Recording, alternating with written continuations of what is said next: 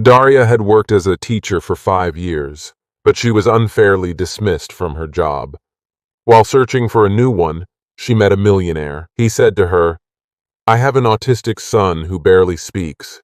If I pay you $500,000 a month, would you agree to take care of him?" At first, everything was going perfectly, until one day, the man came home earlier than usual and saw a scene that brought him to tears. Before we continue, don't forget to write in the comments which country you're from and how old you are. Enjoy listening. The Moscow winter was a merciless predator, its icy winds clawing through Daria Petrova's threadbare coat as she navigated the snow-slicked cobblestones of the Arbat district. For 5 years, she had been a literature teacher at school number 47, her classroom a sanctuary where she wove magic from the words of Tolstoy, Dostoevsky, and Tsvetaeva. Her students, restless teenagers and quiet dreamers, had clung to her passion, their eyes alight as she unraveled the human heart through prose. At 32, Daria had believed she was building a life in Moscow's glittering chaos, far from the stifling provincial life of Yaroslavl, where she'd grown up in a cramped apartment with her widowed mother, Irina, a seamstress who stitched dreams of a better future into every hem. Daria's childhood had been one of quiet resilience, helping her mother mend clothes by candlelight, listening to stories of a Moscow that seemed as distant as the stars. But 5 months ago, her world had shattered. A jealous colleague, Larisa Ivanova, had spun a web of lies, accusing Daria of favoritism and inappropriate conduct with a student, a fabricated scandal rooted in envy of Daria's rapport with her pupils. The school's administration, spineless and eager to avoid gossip, dismissed her without a hearing, leaving her reputation in tatters, her savings dwindling, and her dreams fraying like the scarf she clutched against the cold. Each morning, Daria sat in her drafty apartment on the city's outskirts, the radiator sputtering, scouring job boards on a second-hand laptop that flickered ominously. Rejection emails arrived like clockwork, each one a fresh wound to her resolve. Her mother called daily from Yaroslavl, her voice thick with worry and reproach. "Daria, come home. Moscow will break you. It breaks everyone." But Daria refused. At 22, she'd fled Yaroslavl's gray monotony, scraping by on scholarships to earn her degree at Moscow State University, surviving on instant noodles and sheer willpower. She'd spent nights studying by candlelight during power cuts, her ambition a fire that refused to die. She'd fought too hard to surrender now, even as Moscow's indifference gnawed at her spirit. Her old professor, Dr. Sokolov, had once told her, "You have a gift, Daria. You make stories live. Don't let this city steal that from you."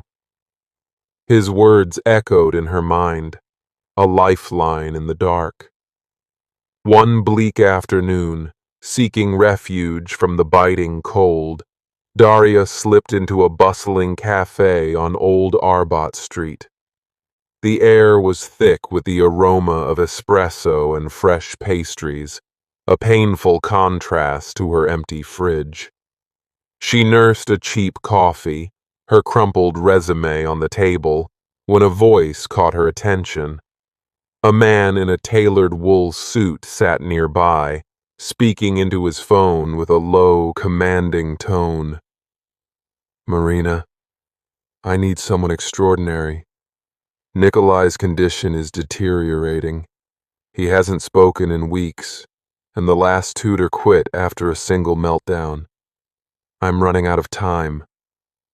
His voice carried a mix of authority and desperation, and Daria's curiosity stirred.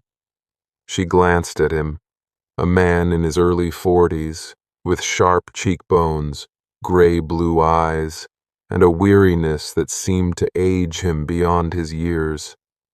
His name, she later learned, was Viktor Kuznetsov, a real estate tycoon whose skyscrapers reshaped Moscow's skyline and whose name graced Forbes Russia's pages, though his personal life was shrouded in mystery, a puzzle locked behind guarded silences. Fate intervened when Daria, lost in thought, left her resume on the table as she stood to leave. Victor noticed it, his eyes scanning the page with keen interest. "You're a teacher?" he asked, his voice direct but not unkind, stopping her mid-step. Daria turned, startled by his attention. "Yes, literature. 5 years at school number 47. I'm between jobs." Victor studied her, his gaze piercing yet oddly vulnerable, as if weighing her very soul. "I have a proposition," he said, gesturing for her to sit. "My son, Nikolai, is 10. He's autistic, mostly nonverbal. I need someone to care for him, educate him, be his companion. I'll pay you 500,000 rubles a month. But it's not an easy job." Daria's heart pounded. The sum was staggering, enough to rebuild her life, to silence her mother's pleas, to prove she could survive Moscow's cruelty. But Victor's eyes held a shadow, a flicker of pain that made her hesitate. "Why me?" she asked, her voice steady despite her nerves. Victor leaned back, his jaw tightening. "Because you look like someone who knows what it means to fight, even when the odds are against you." His words echoed Dr. Sokolov's, stirring a spark of determination. Against her better judgment, Daria agreed to meet Nikolai, her curiosity outweighing her caution. The Kuznetsov estate, nestled in the wooded enclave of Rubliovka, was a fortress of opulence. Marble floors gleamed under crystal chandeliers, and abstract art adorned the walls, but the mansion felt hollow, its silence heavy with unspoken grief. Nikolai sat in a corner of the vast living room, a pale boy with wide, unblinking eyes, stacking colorful blocks in meticulous, obsessive patterns. He didn't acknowledge Daria's soft greeting, didn't flinch when she knelt beside him, her voice gentle as she introduced herself. Victor watched from the doorway, his expression unreadable. "He doesn't trust easily," he warned, "but if you're patient, he'll let you in." Daria's first weeks were a crucible. Nikolai's routines were rigid. Any deviation triggered meltdowns that left her physically and emotionally drained, her confidence shaken. She spent nights researching autism, poring over medical journals, parenting forums, and Russian translations of Western studies, her eyes burning from the laptop's dim glow. She learned his signals, the way his fingers fluttered like butterfly wings when content, the sharp hums that signaled anxiety. She drew on her teaching experience, adapting lessons to his needs, using music and rhythm to reach him. She sang old Russian lullabies her mother had taught her, hoping the melodies would soothe him. Slowly, cracks of progress appeared. One afternoon, as they built a tower of blocks, Nikolai reached for her hand, his small fingers curling around hers in a gesture of trust. Daria's heart swelled. It was a victory sweeter than the paycheck that landed in her account each month. Victor noticed the change, too. He began lingering after his long days at the office, his tailored suits rumpled, his eyes softening as he watched Daria and Nikolai. One evening, in the mansion's sleek kitchen, he poured her a glass of Bordeaux, his fingers brushing hers briefly, sending an unexpected warmth through her. "You're good with him," he said, his voice low. "Better than anyone else we've tried. He's different with you." Daria blushed, unused to praise. Their conversations grew longer, about Gogol's biting wit, Moscow's relentless ambition, even Victor's childhood in a Siberian village where he'd shoveled coal in sub-zero winters, dreaming of a life beyond the frost-bitten horizon. He spoke of his early days in Moscow, building his empire from nothing, outsmarting rivals who underestimated the boy from nowhere. He hinted at sacrifices, deals made in shadowed rooms, enemies made along the way, but stopped short of details. Daria sensed a loneliness in him, a void no wealth could fill. She wondered about Nikolai's mother, but didn't dare ask. The mansion held secrets, whispered in its shadowed corridors, locked doors, and the guarded glances of the staff. Life transformed for Daria. The salary allowed her to send money to Irina, who finally stopped begging her to return to Yaroslavl. She bought a new coat, paid off student loans, and treated herself to a haircut that made her feel like her old self again. She even sent a package of books to her favorite student, Katya, who'd written her a heartfelt letter after her dismissal, a reminder of the lives she'd touched. Nikolai's progress was remarkable. He began mimicking words from her stories, his voice fragile but real.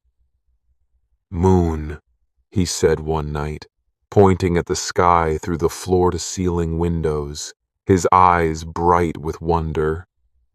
Daria nearly wept, her heart aching with pride. She felt part of something bigger, something meaningful. But unease crept in like a slow poison. Victor's late-night phone calls, conducted in hushed, angry tones, set her nerves on edge. The housekeeper, Svetlana, a stern woman with gray-streaked hair and eyes that saw too much, dropped cryptic remarks about that terrible night and debts that can't be paid.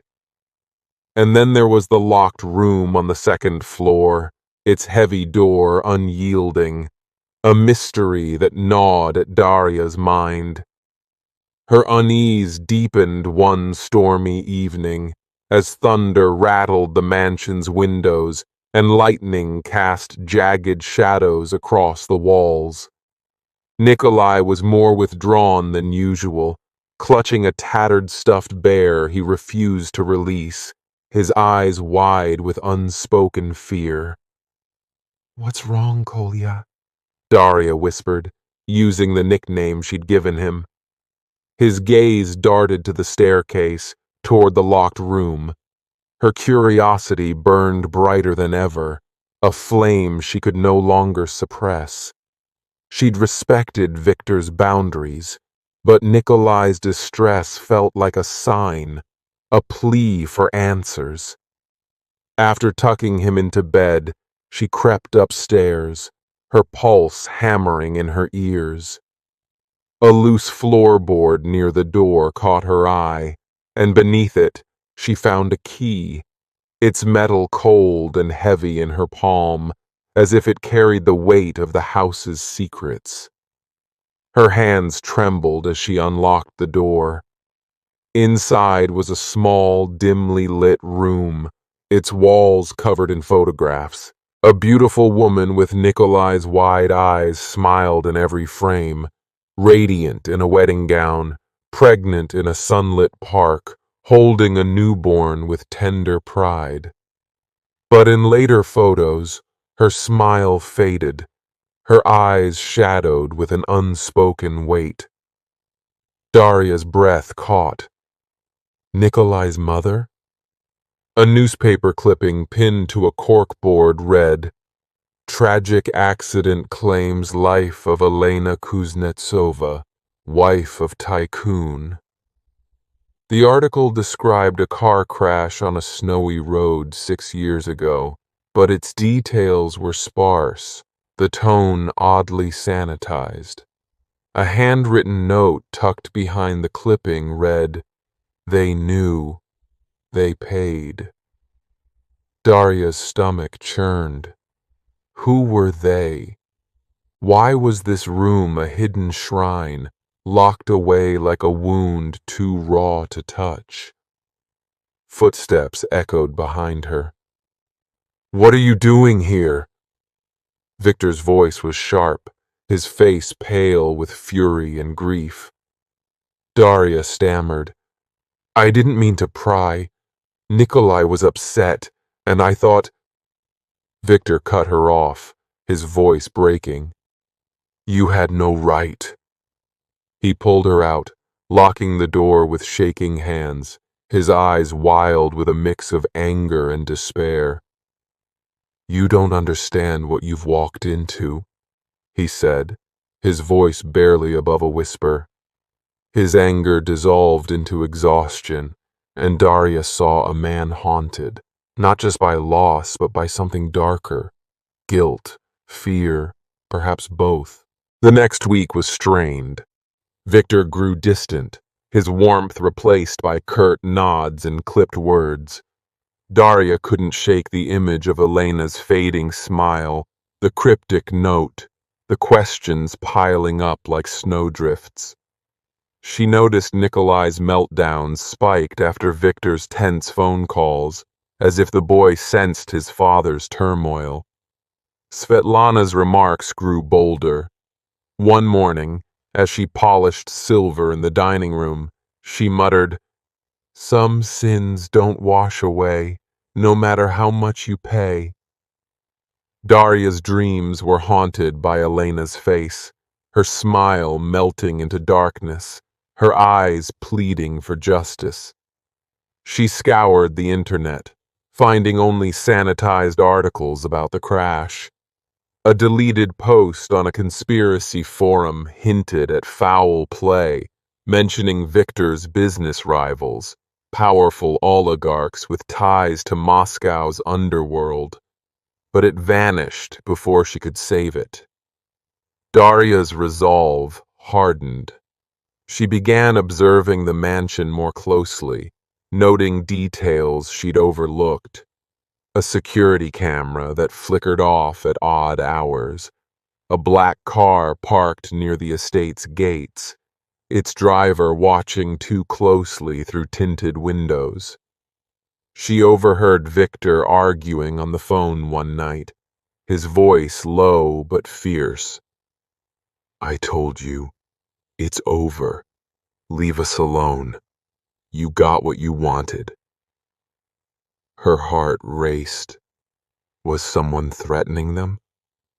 She thought of Nikolai, his fragile progress, his small hand in hers, and felt a fierce protectiveness. She couldn't walk away, not now.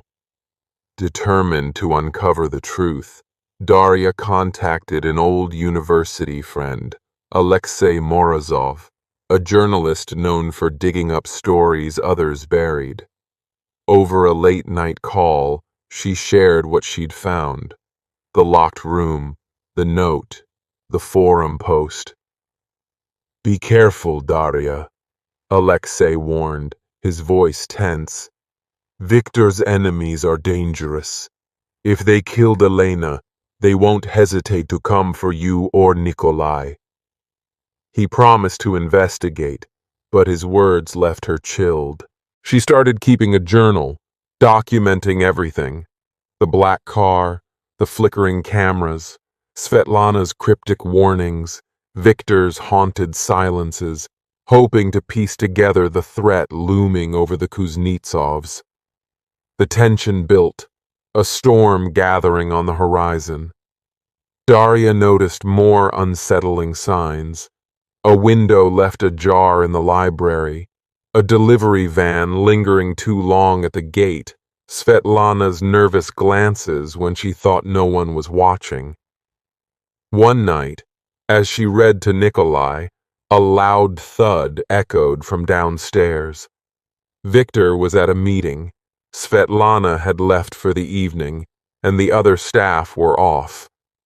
Daria's heart pounded as she crept to the staircase, clutching a heavy book as a makeshift weapon. The sound came from the kitchen, a shattered glass, glinting on the floor, the back door slightly open. No one was there, but a cold draft carried the scent of cigarette smoke, sharp and unfamiliar.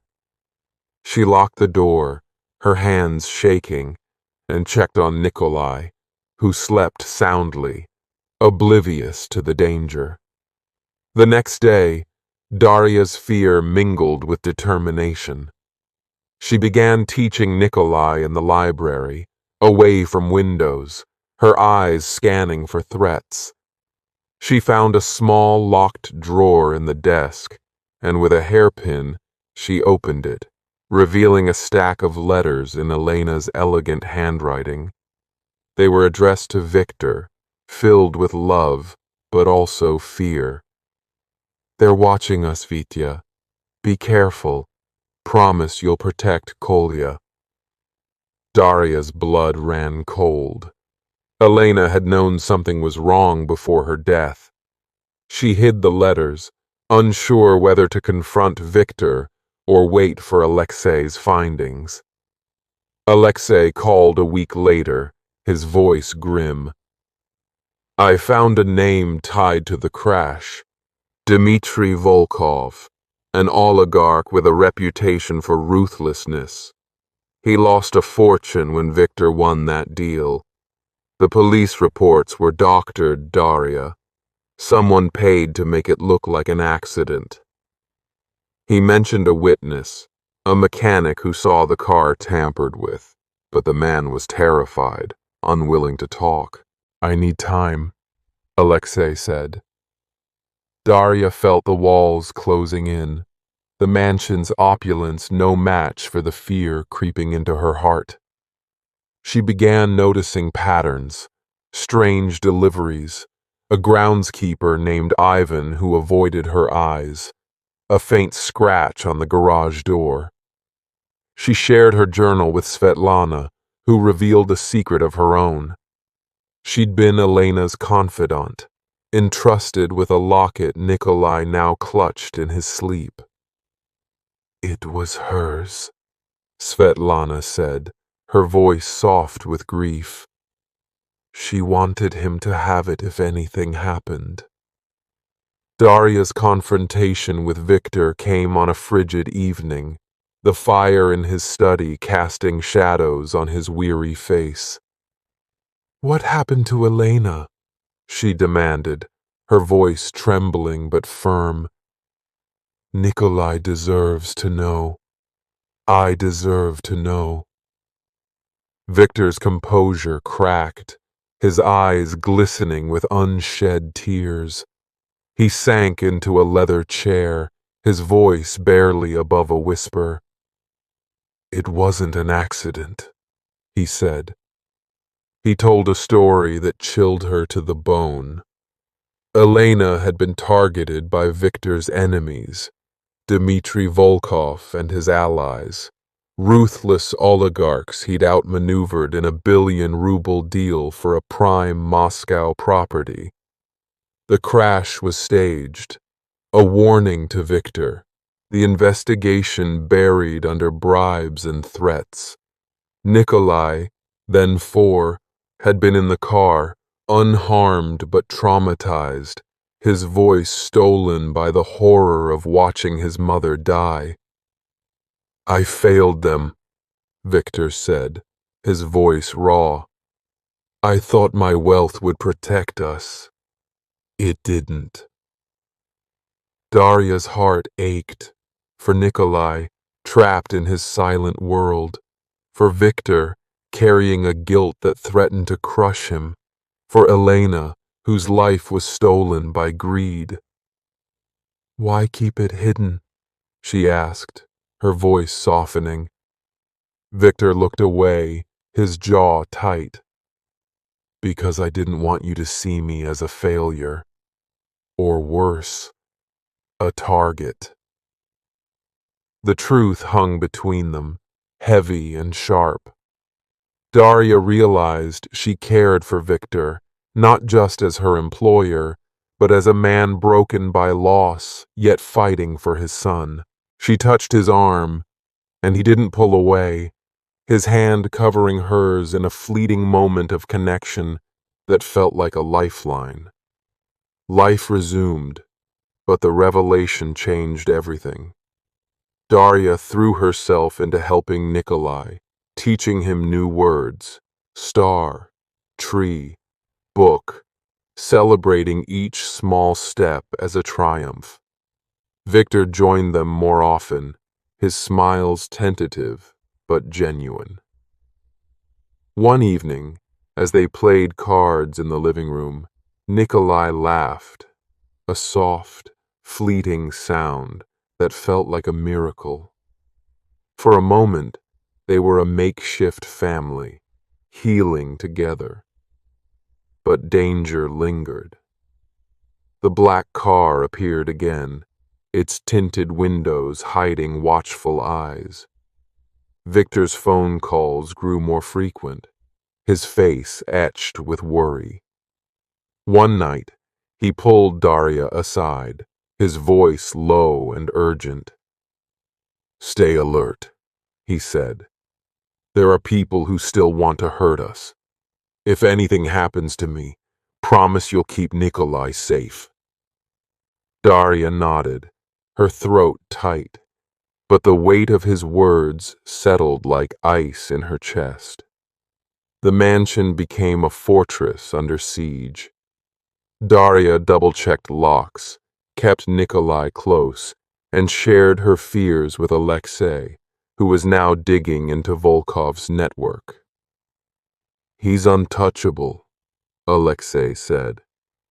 But I found a witness from the crash, a mechanic who saw the car tampered with. He's scared, Darya. I need time. Darya felt the walls closing in, the mansion's opulence no match for the fear creeping into her heart. She began noticing patterns, strange deliveries, Ivan's evasive glances, a faint scratch on the garage door that seemed fresh. She found a hidden camera in the garden, its lens pointed at Nikolai's play area, and her blood ran cold.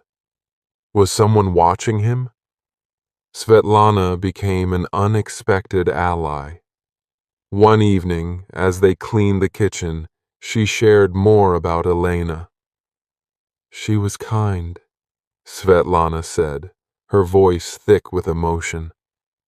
She knew Victor's world was dangerous, but she loved him anyway.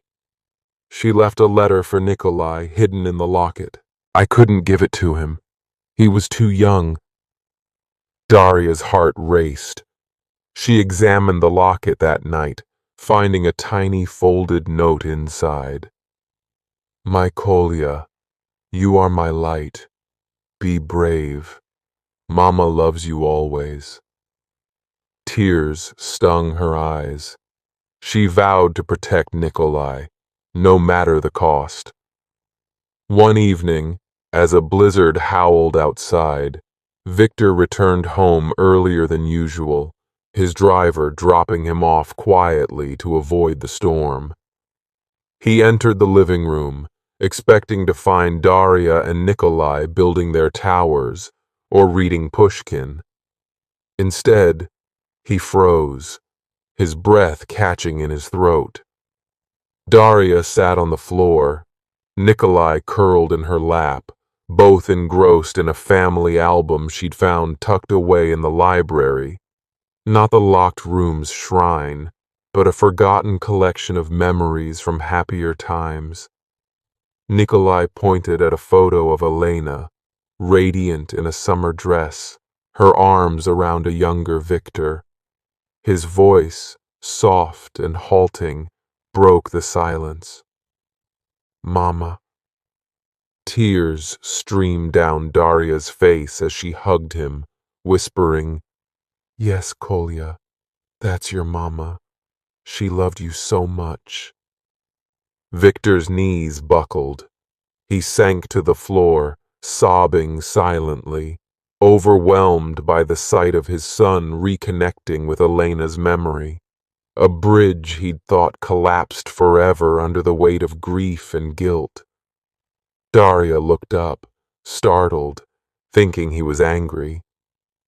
"I'm sorry," she said, her voice trembling.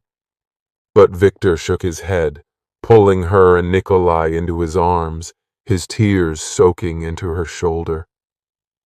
"Thank you," he choked out. "Thank you for giving him back to her, for giving me back to her." In that moment, Darya knew she'd found her place, not just in Nikolai's life, but in Victor's too. The road ahead was fraught with peril. Dmitry Volkov and his allies still lurked, their threats a shadow over the mansion's gilded walls. Nikolai's progress was fragile, each word a hard-won battle against his trauma.